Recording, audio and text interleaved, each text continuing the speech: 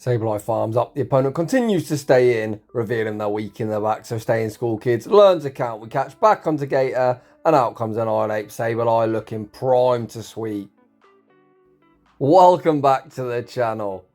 This is going to be a very rare upload in the Open Great League. My god, for the last 2 or so seasons, I've been trying to run some sort of unique triple shadow team in the Open Great League, and I've been getting absolutely wrecked. A lot of toxic teams have just been too difficult for me to deal with. I actually ran 2 different teams before I settled on this one, and of course, again, I went nothing but negative sets. I actually found myself back in the 2100 elo range. I then used my Pelipper that I recently powered up in Ultra League to regain some elo, and then I finally found this team. The other day someone actually posted, why don't you give Gligar another go? Gligar has been meta for a few seasons now, however I've never showcased my own gameplay using it. I didn't even power one up until Go Battle Day, the very end of last season. Today we've found a Gligar team that's actually working, so without any further ado, let's get into the battles.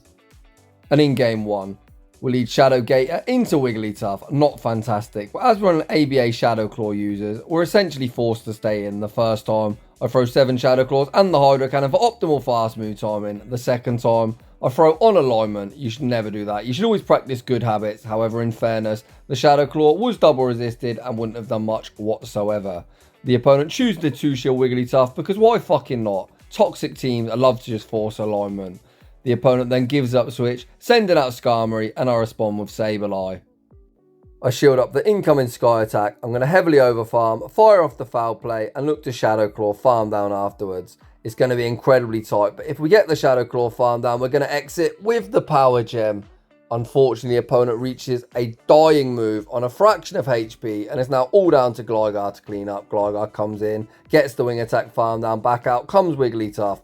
We fire off 1 wing attack and the dig. Dig puts this thing into a range where they are going to get farmed down. The opponent recognising they're going to get farmed down, pivot out into Wish Daddy Cash, and this is now very winnable. It's going to come down to a charge attack priority. As long as the opponent isn't running an attack weighted Wish Cash, we'll win this game. Unfortunately, I have a PvP IV Gligar, and the opponent evidently has a high attack Wish Cash, and we're off to a 0-1 start. Heading into the next battle, yet another Wigglytuff, and this is essentially why I do not play Great League, as fuck these teams.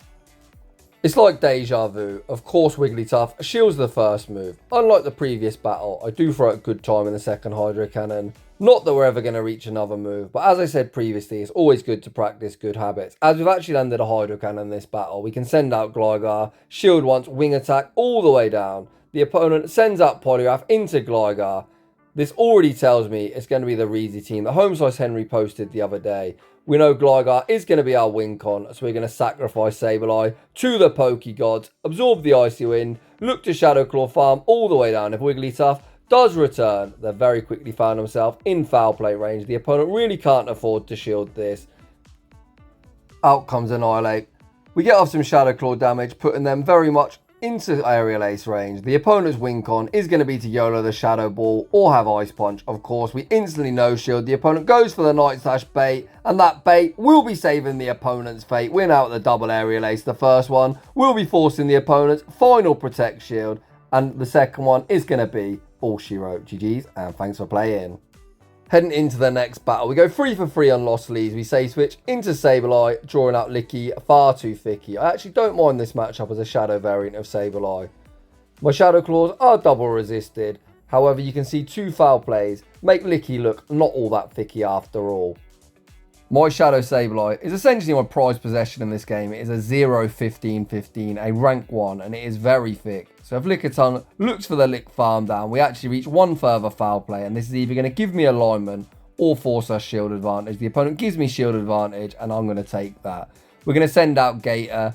The opponent will reach a Power Whip, but Licky, far too thicky, is very defense weighted. Hits like a wet noodle, so we absorb the energy. We're going to instantly pivot into Gligar, getting a running start. Gligar does get the wing attack farm down. The opponent reveals their final Pokemon to be Goodra, and this is why we need shield advantage. I'm going to shield up the Aqua Tail, return fire with the harder hitting Dig. Unfortunately, both the remaining Pokemon on the opponent's team can hit us for super effective. We actually land the Dig, which lands for big damage, and we're going to now start looking to put on shield pressure. We fire off the Aerial Ace. Aerial Ace forces the opponent's Final Protect Shield. The opponent looks for that Dragon Breath farm down. They don't get it.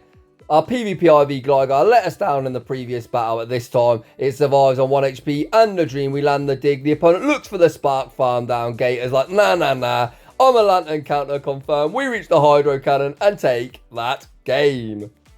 Heading into the next battle, we see Skarmory in the lead. The opponent safe switches into Goodra. It's going to take him 14 Dragon Breaths to the first Thunder Punch. So we are going to be able to outpace to a Crunch. To my surprise, the opponent puts up that Protect Shield. Ideally, I was looking to chip and dip. At this stage now, I've stayed in that long. We're just going to stay in with Gator. We shield up the Thunder Punch. We're going to return fire with the second Crunch. Crunch won't be lethal, but will leave the opponent low. I look for the Shadow Claw farm down. Unfortunately, we're unable to get it. The opponent is going to reach the Aqua Tail. Despite it being resisted, it is going to knock out. And this just sets up Sableye to get a very cheeky running start. Ideally, I'd like to see Skarmory return, as we don't want Gligar to face it. Luckily for me, the opponent does send out Skarmory. Skarmory not going to appreciate the foul play. Foul play lands for big damage. At this stage, we can shield once, Shadow Claw farm down, and that is exactly what I'm going to look to do. The opponent full sends the Brave Bird, then send out the Quagman. I fire off 4 Shadow Claws and the foul play on the CMP tie to a potential Aqua Tail. Foul play forces the final Protect Shield, and Gligar should be able to clean up. I say should be able to clean up, as this is the first time I've used Gligar, so of course, the opponent is running Aqua Tail, so we're going to be able to tank 1. I'm not going to play any CMP games, I'm just going to fire off the dig. One quick move before the opponent reaches the Aqua Tail. If this is lethal, it's going to be game over. Dig does secure the knockout. Back out comes Skarmory. We outpace to the Aerial Ace, and that is going to be all she wrote. GG's, and thanks for playing. Heading into the next battle, we see Annihilate in the lead. The opponent safe switches into Dugong, so I'm already thinking this is going to be Bastiodon in the back. I'm happy to stay in with Gator, knowing that Gligar is going to be ABA good into the remainder of the opponent's team. We land the Crunch. Crunch lands with some decent damage. The opponent fire off the Drill Run, but that simply doesn't get the job done. I'm then going to return fire with the next Crunch, looking to apply some shield pressure. The opponent completely sacked Dugong, and I am spamming the switch. Show me that Bastiodon trainer. The opponent actually has their own Gligar, so it wasn't the correct team. But regardless, Sableye now is going to be the one to clean up. So for those of you wondering why I thought it was Bastiodon on the back, Jason, 2890, statistically the best Go Battle League player of all time, runs the team with Annihilate, Dugong and Bastiodon. It isn't that team, but regardless, Sableye going to have no problem cleaning up with a 2-to-1 shield advantage. We send out a Sableye, the opponent's probably thinking, uh-oh, I'm in trouble, and trainer, you certainly are. I shield up the Aerial Ace, the opponent can't pivot back out into Annihilate and stay in school, kids. Learn to count. We're going to put the Stamp of Authority onto this battle, catching the Aerial Ace back onto Gator. The opponent's going to get Shadow Claw farm down. They're forced to send out the Ape. We fire off the foul play. Foul play only hits for neutral, but we're a Shadow Sableye trainer. You can't afford to tank a charge with. We're just going to shield up the Night Slash. Shadow Claw farm down this Ape. Shadow Claw farm down Gligar and take that game. GG's, and thanks for playing. In the next battle, we see the Shadow Gator Mirror. Of course, we have got Crunch that hits for neutral, but essentially you just want to go straight Hydro Cannon all the way, as one Crunch isn't going to be lethal. So essentially it's going to come down to a charge attack priority on the second charge move to see who wins lead. Both trainers over farm. I let the opponent fire off first. Luckily for me this time, we win a very rare charge attack priority. I essentially always run PvP IV Shadow, so I was quite surprised to win, but we are not complaining. The opponent sends out Stunfisk. Get the Mud Shot farm down. What the hell is this bear trap doing on my screen? Trainer, I have not seen this thing in forever. Although in fairness, if I was someone that ran meta Pokemon, I think Stunfisk actually is in a pretty good place in this meta. There's a lot of Wigglytuff, a lot of Bastiodon, a lot of flyers like Skarmory and Altaria, even stuff like Dugong, all things that this bear trap can do quite well into. The opponent shields up my first dig, so we're going to catch the next Rock Slide onto Sableye, recognising whatever's in the back might not want to see Gligar. The opponent continues to stay in a heavily over farm before firing off the foul play. Foul play doesn't quite knock out, leaving the opponent on a fraction of HP. As I've got a 2-to-1 shield advantage, we're going to shield this up and take the option of 2 Pokemon versus 1. The opponent then sends out Venusaur. Venusaur finds itself in a very tricky spot. Foul play going to land for so much damage. The opponent recognises we've got an Aerial Ace banked, unwilling to shield. We Shadow Claw farm down Venusaur, Shadow Claw farm down Stunfisk, and take that game. In the next battle, we see the battle of the Shadow Water types. A nice matchup for Gator, as we're hitting for neutral, whereas the opposing Steel Wings are hitting for resisted. The opponent fires off the Drill Peck. That did so much damage. Ouch. I pause a turn, ensuring the Penguin is still on the screen. We land the Crunch. Crunch doesn't knock out, and we manage to Shadow Claw farm down. The opponent sends out Annihilate. Get the counter farm down. I could send out either Pokemon. We're going to opt to send out Gligar. Of course, the opponent does have the potential to run Ice Punch. I doubt they've got it, as most trainers are very horny for fishing for that Night Slash boost. This opponent also doesn't have Ice Punch. We easily tank the Night Slash. The opponent then sends out their own Gligar. So we're going to look to fire off 2 Aerial Aces to either force a shield or do big damage. The opponent unwilling to shield. We're going to tank this Aerial Ace, then pivot into Sableye, and Sableye once again is going to be on cleanup duty. I wonder if this person watches my channel as they're doing their very best impersonation of me, saving 2 shields for next season. They've been reluctant to shield anything, and they're now not going to get an opportunity to shield anything at all, as we're just going to commit to the fast move beatdown. The opponent doesn't build to the Shadow Ball, so of course you never shield the first move in case they get the boost. The opponent actually does get the boost, but no boost. We'll be saving that opponent's fate, and we take that game. In the next battle, we see a Alolan Sunslash in the lead. Gligar, don't like to see this unless it's got an energy lead.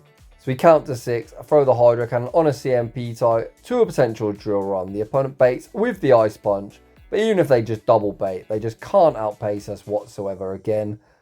We allow the opponent to farm up to a potential Drill Run. We actually manage to force the opponent's final Protect Shield. I'm thinking, should I play the 2s? I very rarely play the 2 shield, but last second I do invest that Protect Shield. I was worried the opponent might make the catch. The opponent actually doesn't make the catch. The Hydro Cannon will be secure in the knockout. And out comes Azumarill. And fuck, I really wish I saved a Protect Shield. Azumarill, very advantageous into both Gligar and Sableye. We fire off the Hydro Cannon, force some chip damage, and we're forced to pivot. Because if not, we're just going to get bubble farm down. Being rank 1 Sableye, we're able to tank the play rough. The opponent continues to stay in, allowing Sableye to reach the Power Gem. Power Gem won't be lethal, but does do some very, very nice chip damage. As the opponent stayed in that opening matchup, I know Gator will reach a Hydro Cannon, and I think the opponent is going to be unable to catch as they're probably ABA weak. The opponent actually does make that catch onto Metachan, and that is perfect for me.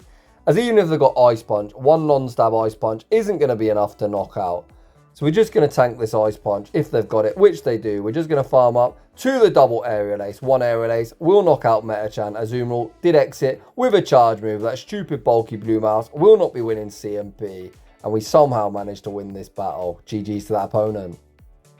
Heading into the next battle, we see Licky a far too thicky.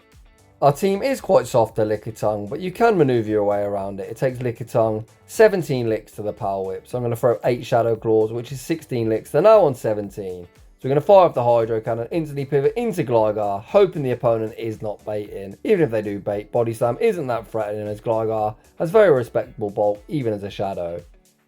The opponent actually opted to fire off yet another Body Slam. So that either means they haven't got a great Gligar answer, or perhaps they've got another good Feraligatr answer in the back. The opponent actually try their luck at catching a dig onto their own Gligar. We react quick enough, see it coming in, and we get to fire off back-to-back Aerial Aces. Although it is a move I call Aerial Ass, because it is quite underwhelming. We actually force a Protect Shield, and the opponent commits to the aggressive Wing Attack farm down and leave with a lot of residual energy. However, on the plus side, as that Lickitung has took quite a lot of Wing Attack damage, we're going to be able to knock them out with a single move from either Sableye, of course a Foul Play, or a Hydro Cannon from Gator. The opponent fires off the Aerial Ace. We're going to respect the second. We're then going to farm up, throw the Foul Play on the CMP type, maximising our energy.